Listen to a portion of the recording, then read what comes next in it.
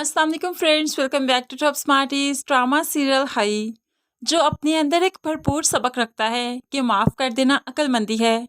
अगर दुराब ने दरवेश को माफ़ कर दिया होता तो ये सारी तबाही नहीं फैलती, ना ही दरवेश इस दुनिया से जाता, ना ही जमदा की ज़िंदगी बर्बाद होती और ना ही दुराब की नस्ल खराब होती। अब ये सब कुछ तो होना किस्मत में लिखा जा चुका है, क्योंकि दुराब ने दरवेश को माफ़ ही नहीं किया था।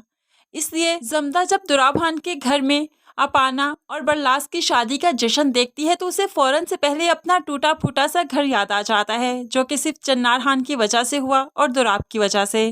वो कैसे बर्दाश्त कर सकती है कि ये लोग हंसते रहें, और वो अंदर ही अंदर से मर चुकी है, उसका सारा खानदान मर चुका है। तो इसीलिए फिर जब बादशाह खान पामीर की कब्र पर जाने के लिए घर से निकला तो जमदा देख लेती है, फौरन से पहले बादल को इन्फॉर्म कर देती है कि बादशाह खान घर से निकल पड़ा है, कब्रिस्तान क्या है, ये अच्छा मौका है, मार दो उसे।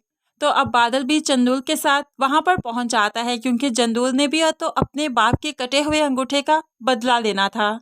इसी तरह ही दोनों वहां पर पहुंच जाते हैं। बादशाह के पास कुछ भी नहीं, अपनी हिफाजत के लिए कोई असला नहीं था, इसलिए ही तो वो जल्दी पकड़ा जाता है। यहाँ पर बुरी तरह से दोनों बादशाह को दबोच देते हैं और उसे अपनी गोली का निशाना भी बना दिया। ऐसे ही चंदुल ने बादशाह का अंगूठा भी उसके हाथ से अलग कर दिया और कहने लगा, ये अंगूठा मैं दुराब खान को भेजूंगा, जैसे उसने मेरे बाबा का अंगूठा कभी उसके हाथ से अलग किया था और मुझे भिजवाया था, वो भी सिर्फ एक जमीन के टुकड़े की खातिर। तो आज मैं तुम्हारा अंगूठा तुम्हारे बाप को भिजवाऊंगा, उसे एहसास होगा कि इस तरह से कितनी तकलीफ होती है। अब बादशाह खान जो मरने लगा तो मरते मरते पूछता है, कौन हो तुम? तो बादल कहने लगा, वही हूँ जिसको तुम सब लोग ढूंढ रहे हो, सारा गांव ढूंढ रहा है, वही बादल हूँ मैं। अब तो बादशाह मरते मरते भी हैरान हो गया, उसकी तो हवाइयाँ उड़ गई कि ये वही बादल है। उसके बाद अब चिन्नार खान का मुलाजिम, जो कि कब्रिस्तान पर बादशाह की गाड़ी देख चुका था, लेकिन उसमें बादशाह उसे कहीं दिखाई नहीं दिया, घर आकर सबको बताने लगा कि बादशाह की गाड़ी तो मौजूद है लेकिन बादशाह नहीं। अब सब फौरन ही कब्रिस्तान पर जाते हैं, जहाँ पर पास ही दरख्तों के बादशाह को मरा हुआ ही पाया। अब ये सब देखकर तो दुराब खान की पैरों तले से जमीन खिसक गई। एक के बाद दूसरी मौत उसके घर में, और वो भी सिर्फ मर्दों की मौत। आखिर ये कौन हो सकता है कि जो सिर्फ मर्दों को मारना चाहता है, नस्ल खत्म करना चाहता है। ऐसे में चंदुल और बादल को भी जो पता चल गया कि सब लोग आ गए हैं तो वो वहां से भागने लगे, लेकिन अब चन्नार खान और उसके बंदे उन्हें वहां से भागने नहीं देंगे।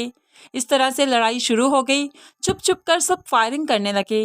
तो फिर चंदुल जो भागने लगा तो बरलास की गोली का निशाना बन गया, बरलास ने उसकी टांग पर गोली मार दी, जिसकी वजह से चंदुल भाग नहीं पाएगा। अब चंदुल पकड़ा गया। अब तो चंदुल को बहुत ही अजियतनाक मौत मिलने वाली है कि उसे देखते ही रोंगटे खड़े हो जाएंगे, लेकिन फिर भी चंदुल बादल का अता पता भी नहीं बताएगा, बादल के बारे में कुछ नहीं बताएगा, क्योंकि वो चाहता है कि बादल और जमदा मिलकर दुराब की नस्ल को खत्म करें। तो फ्रेंड्स, आपकी प्रेडिक्शन क्या कहती है? क्या चंदुल बादल के बारे में बताएगा, फिर उसके बाद उसकी मौत होगी, या वो बादल के बारे में नहीं बताएगा? इसके बारे में आप कैसे सोचते हैं जरूर कमेंट्स में बताइएगा। मज़ीद वीडियोस के लिए चैनल को सब्सक्राइब करके साथ बेल नोटिफिकेशन जरूर प्रेस कीजिए, ताकि आने वाली हर वीडियो बहुत आसानी से देख सकें। अल्लाह हाफिज।